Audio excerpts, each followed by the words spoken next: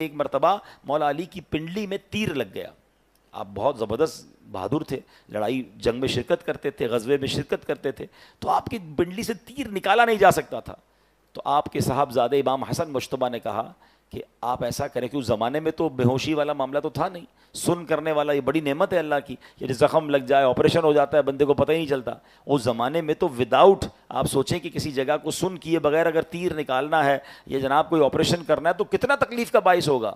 تو آپ کے صاحبزادے نواسہ رسول امام حسن مجتبیٰ رضی اللہ تعالیٰ عنہ فرماتے ہیں کہ ایسا کریں کہ جب نماز پڑھ رہے ہو نا مولا علی، تو یہ اللہ کی یاد میں بالکل محو ہو جاتے ہیں، آپ کا جسم نرم ہو جائے گا. اللہ کی یاد میں جب ہوتے ہیں نا آپ کا جسم نرم و ملائم ہو جائے گا، وہ اس وقت تیر نکال لیا جائے.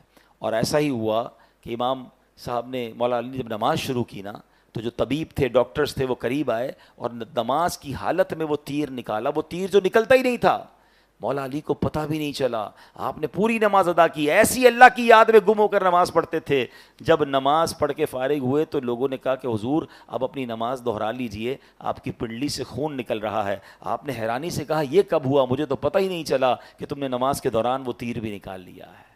اللہ والے ایسے نماز پڑھتے تھے.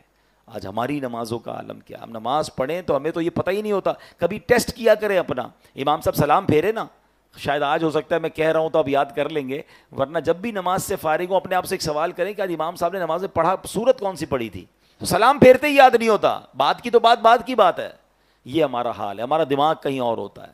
اللہ مولا علی شیر خدا کے صدقے ہمیں توجہ کے ساتھ، خشوع و خضوع کے ساتھ نماز پڑھنے کی توفیق عطا فرمائے.